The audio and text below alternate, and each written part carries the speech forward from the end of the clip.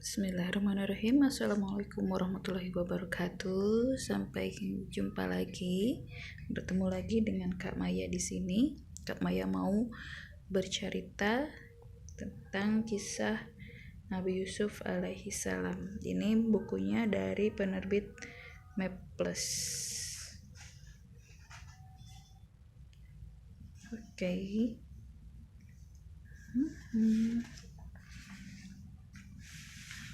Ya, bismillah.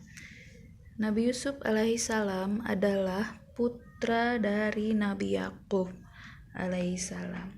Dari ke-12 anak laki-laki Nabi Yakub, Yusuf dan Bunyamin lah yang paling disayang. Hal ini menyebabkan saudara yang lainnya menjadi iri. Terlebih lagi, kebencian mereka semakin bertambah setelah ibu kandung Yusuf yang bernama Rachel meninggal dunia. Nah, ini bahasa Inggrisnya. Bisa bacain nggak?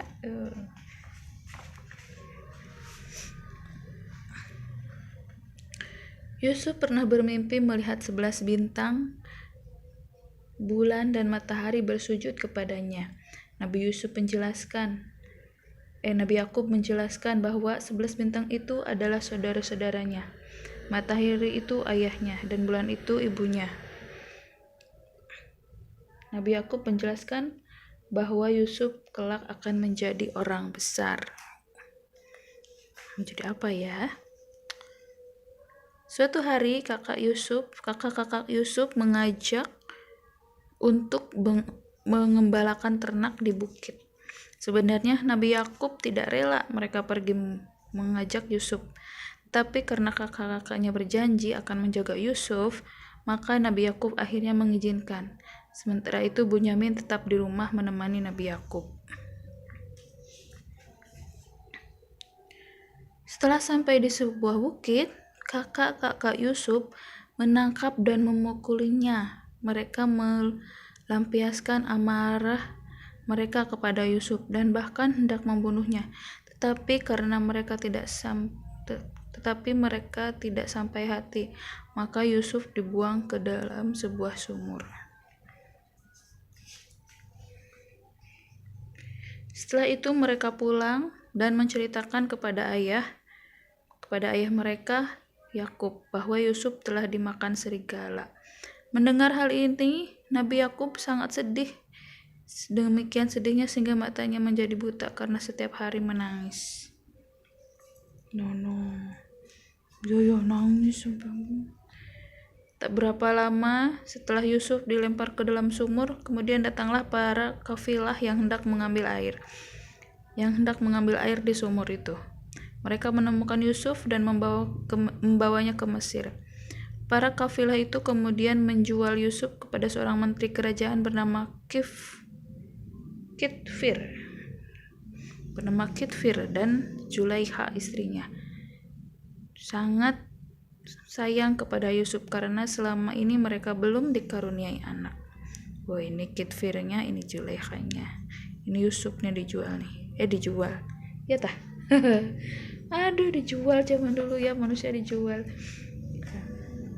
Yusuf kemudian tumbuh menjadi pemuda yang sangat tampan. Zulaikha pun menjadi tertarik karena ketampanan Yusuf, bukan sebagai ibu dan anak lagi, melainkan sebagai seorang wanita kepada lelaki dewasa. Kitfir yang mengetahui hal itu kemudian memasukkan Yusuf ke dalam penjara.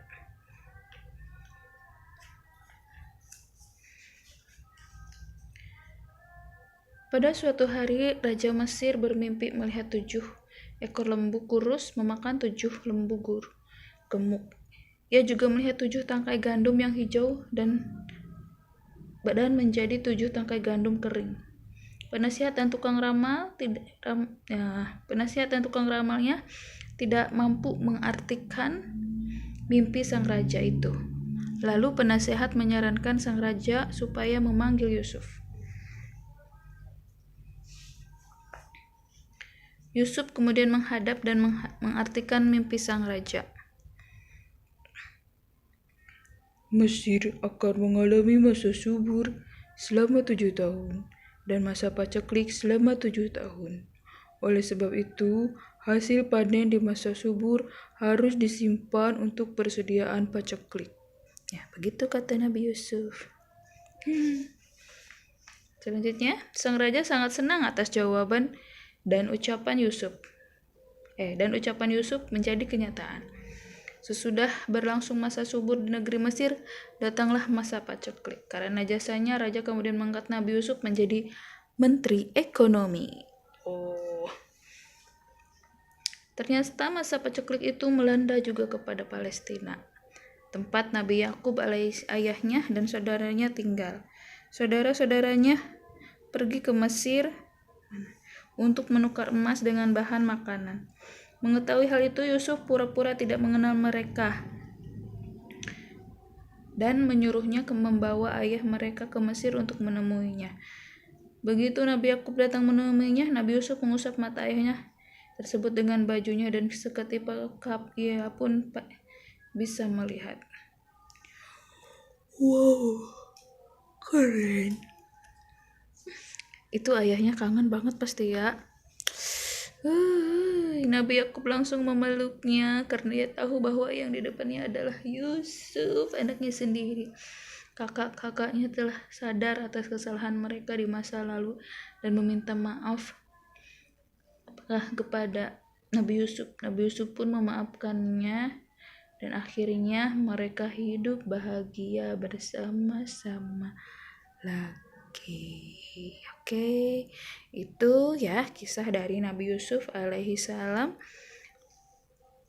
Nah, ini sangat terkenal sekali, dan dari kisah ini kita dapat ambil hikmahnya, yaitu sesama saudara nggak boleh iri, bahkan harusnya kita saling dukung, entah cita-cita, entah apapun. Bahkan misalkan kalau saudara kita dalam lagi sedih atau lagi apa, kitalah orang pertama yang harus menghibur saudara kita. Kemudian Nabi Yusuf juga orangnya baik ya, dia tidak pendendam, bahkan dia tidak menceritakan keburukan saudara-saudaranya kepada ayahnya, karena hal itu buat apa juga ya, itu gak ada gunanya juga menceritakan keburukan saudara sendiri.